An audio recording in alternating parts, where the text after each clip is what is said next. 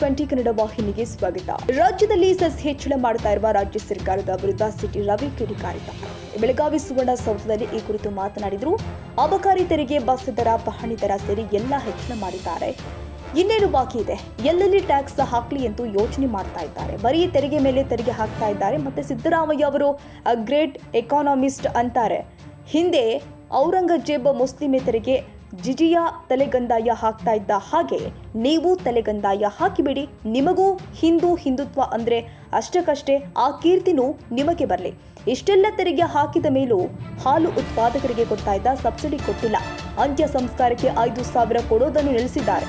ಯಾಕೆ ಅಂದ್ರೆ ಸರ್ಕಾರದ ಖಜಾನೆ ಖಾಲಿಯಾಗಿದೆ. ಶಾಸಕಾಂಗ ಪಕ್ಷದ ಸಭೆಯಲ್ಲಿ ಶಾಸಕರೇ ಅನುದಾನ ಸಿಗ್ತಾ ಇಲ್ಲ ಅಂತಾರೆ. ಹಿಂದುಳಿದ ವರ್ಗದ ನಿಗಮಕ್ಕೆ ಹಣ ಕೊಡ್ತಾ ಇಲ್ಲ. ಅದಕ್ಕೆ ಬಿಜೆಪಿ ಒಬಿಸಿ ಮೋರ್ಚಾ ಹೋರಾಟ ಮಾಡ್ತಾ ಇದೆ ಅಂತ ರಾಜ್ಯ ಸರ್ಕಾರದ ವಿರುದ್ಧ ಆಕ್ರೋಶ ವ್ಯಕ್ತಪಡಿಸಿದ್ರು. ಈ ಸರ್ಕಾರ ಬಂದ ಮೇಲೆ ಎಕ್ಸೈಸ್ ಡ್ಯೂಟಿ ಜಾಸ್ತಿ ಮಾಡಿದ್ರು, ಕರೆಂಟ್ ಬಿಲ್ಲು ಜಾಸ್ತಿ ಮಾಡಿದ್ರು, ಬಸ್ ದರ ಏರಿಕೆ ಮಾಡಿದ್ರು, RTC ಅಂದರೆ ಪಹಣಿ ಅದರ ದರವನ್ನು ಕೂಡ ಹೆಚ್ಚಳ ಮಾಡಿದ್ರು. ಇನ್ನೇನು ಉಳಿದಿದೆ ಇವ್ರ ಹತ್ರ?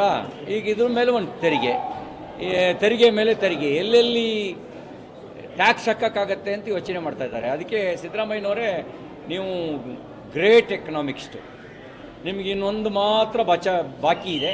ನಾನು ಸಲಹೆ ಕೊಡ್ಲಿಕ್ಕೆ ಬಯಸ್ತೇನೆ. ಔರಂಗಜೇಬು ಬಾದ್ಶಾ ಇದ್ದಾಗ ನಾನ್ ಮುಸ್ಲಿಮ್ಸ್ ಮೇಲೆ ಜಜಿಯಾ ಅಂತ ಒಂದು ತೆರಿಗೆ ಹಾಕಿದ್ನಂತೆ, ಹಿಂದೂಗಳ ಮೇಲೆ. ನೀವು ಅದೊಂದು ತಲೆಗಂದಾಯ ಹಾಕ್ಬಿಟ್ರೆ ನಿಮ್ಗೆ ಹೆಂಗೂ ಹಿಂದುತ್ವ ಅಂದರೆ ಅಷ್ಟಕ್ಕಷ್ಟೇ. ಅದೊಂದು ತೆರಿಗೆ ಹಾಕಿಬಿಟ್ರೆ ಎಲ್ಲದರ ಮೇಲೂ ತೆರಿಗೆ ಹಾಕಿದಂಥ ಒಂದು ಕೀರ್ತಿ ಅಂತಿರೋ ಅಪಕೀರ್ತಿ ಅಂತಿರೋ, ನಿಮ್ಮನ್ನು ಹೊಗಳವರೆಲ್ಲ ಹೊಗಳಭಟ್ರೆಲ್ಲ ಕೀರ್ತಿ ಅಂತಾರೆ. ಜನ ನಿಮ್ಮನ್ನು ಅದನ್ನು ಅಪಕೀರ್ತಿ ಅಂತಾರೆ. ಅಪಕೀರ್ತಿ ನಿಮಗೆ ಪ್ರಾಪ್ತಿಯಾಗುತ್ತೆ. ಇನ್ಯಾವುದೂ ಉಳಿಸಿಲ್ಲ ನೀವು. ಇಷ್ಟೆಲ್ಲ ತೆರಿಗೆ ಹೆಚ್ಚಳ ಮಾಡಿದ ಮೇಲೂ ಕೂಡ ಹಾಲು ಉತ್ಪಾದಕರಿಗೆ 8 ತಿಂಗಳಿಂದ ಅವ್ರಿಗೆ ಕೊಡಬೇಕಾದ ಸಬ್ಸಿಡಿನೇ ಕೊಟ್ಟಿಲ್ಲ. 5 ರೂಪಾಯಿ ಸಬ್ಸಿಡಿ ಕೊಡಬೇಕಿತ್ತಲ್ಲ, ಕೊಟ್ಟಿದ್ದಾರೆ ಕೇಳಿ.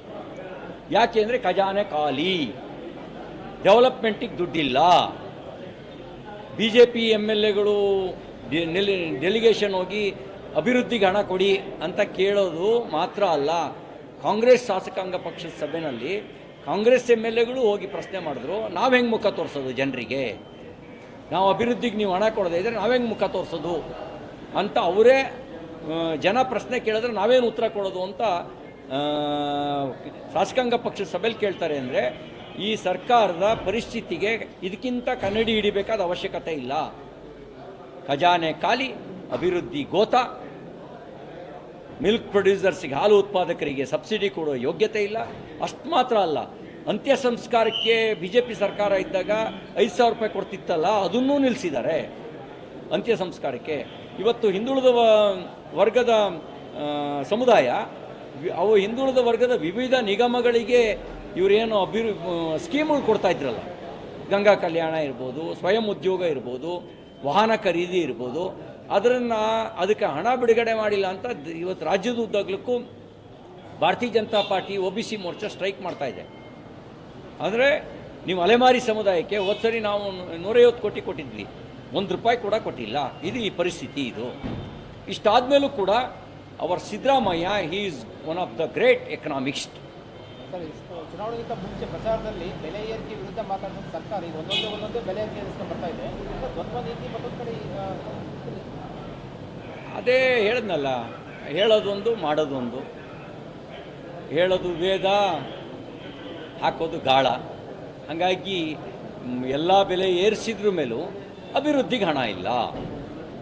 ಇದು ಪರಿಸ್ಥಿತಿ. ಕನ್ನಡಿಗರ ಮೆಚ್ಚಿನ ನಿಮ್ಮ TV20 ಕನ್ನಡ ವಾಹಿನಿ ಇದೀಗ ಟಿವಿಯಲ್ಲಿ ಲಭ್ಯ. ಕರ್ನಾಟಕ ಮತ್ತು ದೇಶ ವಿದೇಶದ 360 ಡಿಗ್ರಿ ಸುದ್ದಿ ವಿವರವನ್ನ ಪಡೆಯುವುದಕ್ಕೆ TV20 ವಾಹಿನಿಯನ್ನು ಲೈಕ್ ಮಾಡಿ, ವಿಡಿಯೋಗಳನ್ನು ಶೇರ್ ಮಾಡಿ, ಕಮೆಂಟ್ ಮಾಡಿ, ಸಬ್ಸ್ಕ್ರೈಬ್ ಮಾಡಿ. HCN ಕೇಬಲ್ 842 ನಂಬರ್ನಲ್ಲಿ ಹುಕ್ಕೇರಿ ತಾಲೂಕು ಹಾಗೂ ಸಂಕೇಶ್ವರದ ಸುತ್ತಮುತ್ತಲಿನ ಹಳ್ಳಿಗಳಲ್ಲಿ ಲಭ್ಯ. PCN ಕೇಬಲ್ 129 ನಂಬರ್ನಲ್ಲಿ ಹಾರುಗೆರೆ ಸುತ್ತಮುತ್ತಲಿನ ಹಳ್ಳಿಗಳಲ್ಲಿ ಲಭ್ಯ. ರಾಯಬಾಗ್ ಡಿಜಿಟಲ್ ಚಾನೆಲ್ ಕೇಬಲ್ 80ನೇ ನಂಬರ್ನಲ್ಲಿ ರಾಯಬಾಗ ತಾಲೂಕಿನ ಸುತ್ತಮುತ್ತಲಿನ ಹಳ್ಳಿಗಳಲ್ಲಿ ಲಭ್ಯ. UDCN ಕೇಬಲ್ ನೆಟ್ವರ್ಕ್ ಉಗಾರ ಸುತ್ತಮುತ್ತಲಿನ ಹಳ್ಳಿಗಳಲ್ಲಿ ನಿಮ್ಮ TV20 ಕನ್ನಡ ವಾಹಿನಿಯೂ ಲಭ್ಯ.